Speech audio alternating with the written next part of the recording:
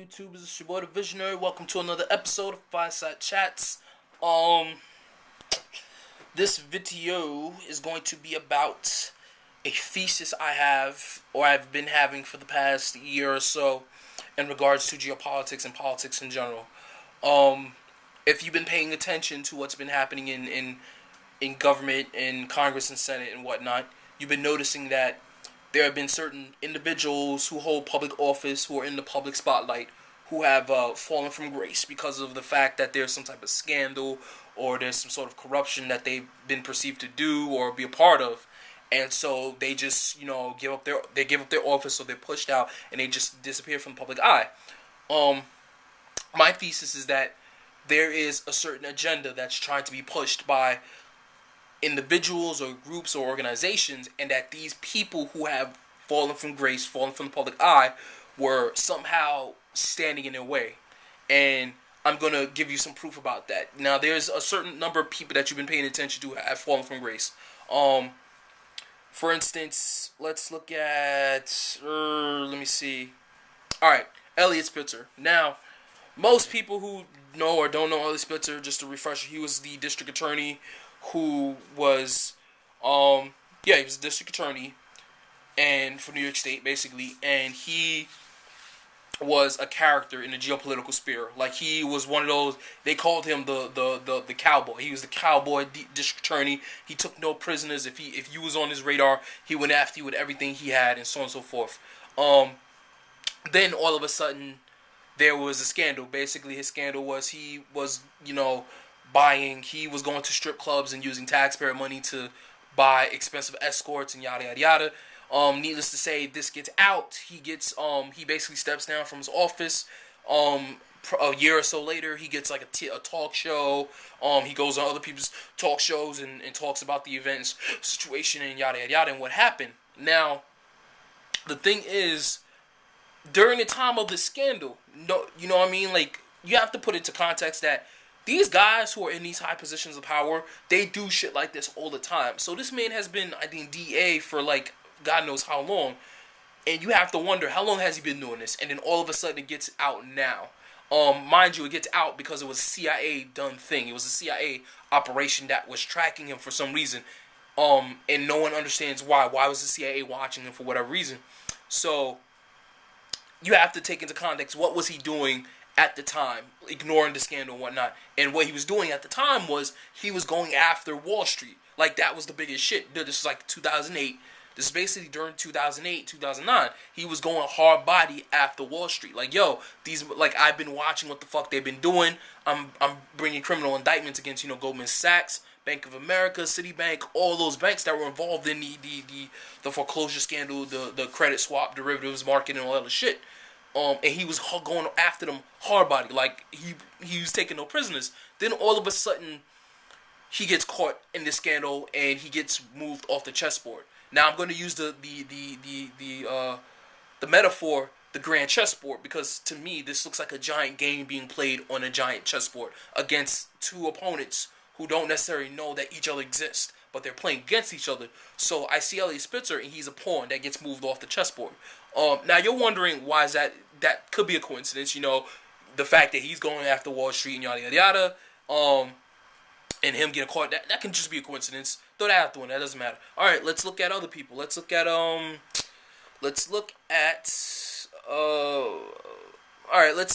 Strauss-Kahn.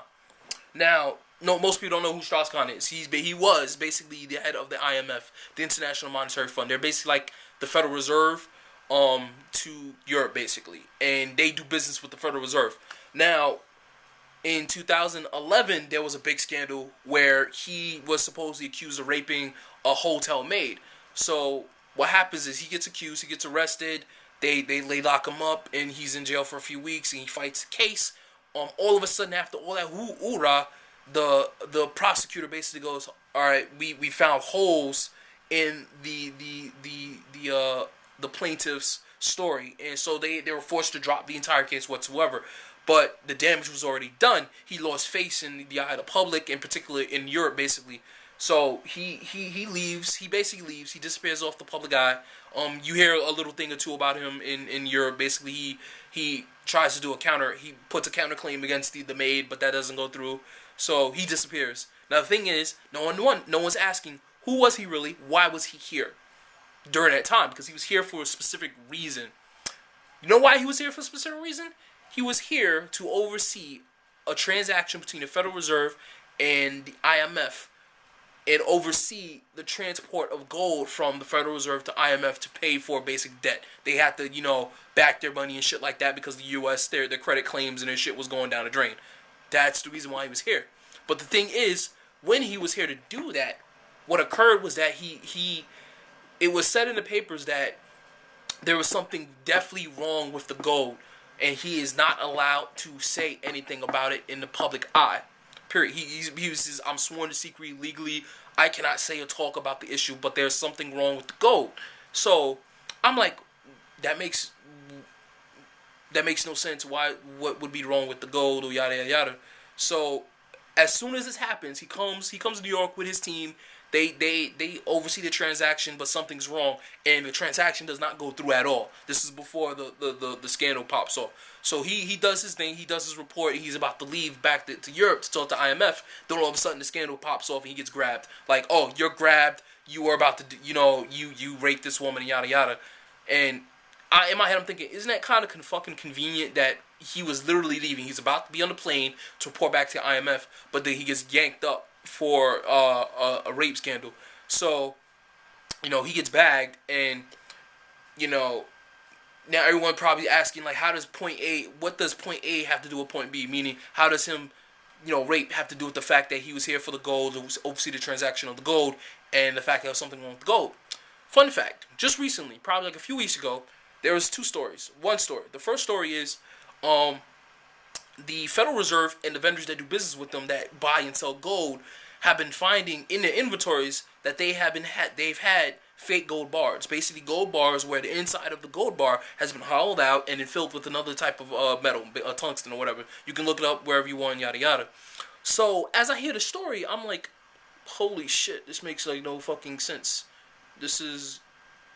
And then the light bulb goes off and I'm like, oh, now I see. Now I understand. Because it's possible that when he came over in 2011 to oversee the transaction of the gold from the Federal Reserve to IMF, he did the test and found out that the gold was fake. And I had theorized about that like before. I said there's probably no gold. They probably mixed the gold with something else. And then I just threw it to the back burner. I said, whatever, fuck it.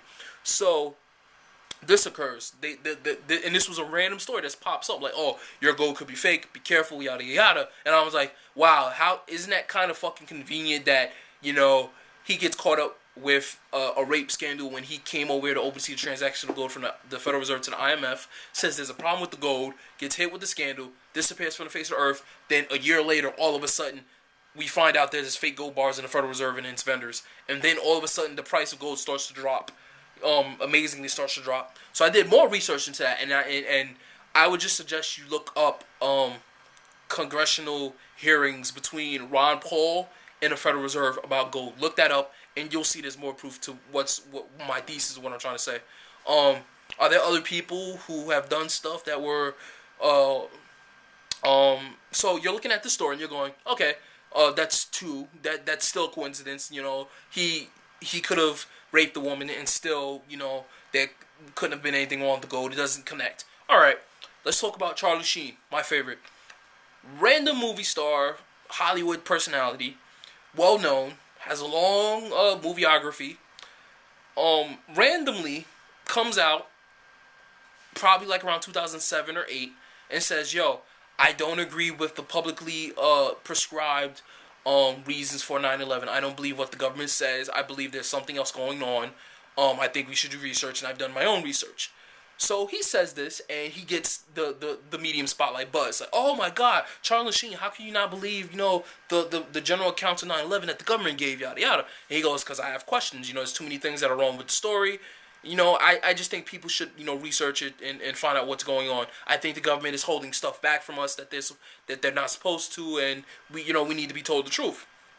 So he does this, and he goes on like, people put him on their shows. He goes on the TV shows. He goes on to the news, late night shows, stuff like that. So as this is happening, he goes off and on between the basic mainstream media and the fringe media. I call fringe media the conspiracy circuit. This is basically people like Alex Jones, Rents, stuff like that. So he's going back and forth between these two, regurgitating and telling the same story. So what happens is, in like, what was it, 2011 or something like that, you know, they do an interview with him, and all of a sudden, you know, they do an interview, and this is when he's dating two girls, and then they put so much pressure on him, like, oh, you shouldn't be dating two girls, there's something wrong with you, are you manic depressant? And he basically has a nervous breakdown because they just invaded his life. And all of a sudden, he just gets discredited. Like, they just, oh, see, he's manic depressant, he needs, like, serious medical help. This is basically people he knows in Hollywood, people he talks to, people who are doctors and all that. Like, oh, he's, you know, basic antisocial, manic depressant, bipolar. That's what they call it. He's bipolar. And they say this, and it completely discredits anything he ever says. They just think he's like this drug addict, whatever.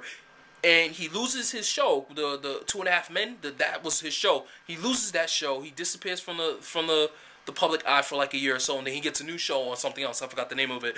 But the fact that he was outspoken about 9/11, he had his own opinions about it. He became public about it, and then all of a sudden, he falls from grace. They basically go, oh, you're just a drug addict, you're a coke addict, you're manic depressant, you're bipolar. Don't pay attention to this guy.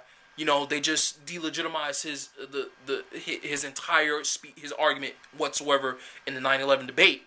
That, you know, oh, again, the same pattern. He was in the way of the agenda or whatever the fuck is going on, and they basically just said, you know what, we're just gonna delegitimize you. It's basically that's called political assassination, where they just destroy your credibility of who you are as a person and how people see you, so people will just ignore anything you say and or do. Yeah, there's like a number of other examples of situations that I can bring up. This is part 2. This is video part 2. This video part 1. I'm gonna have a part 2 explaining all the other situations pertaining to political assassination, real assassinations, but more or less political assassination, and showing you how you're able to recognize the pattern, because there is a pattern in all this that people need to recognize and be able to pick up. All right, that's it. Peace.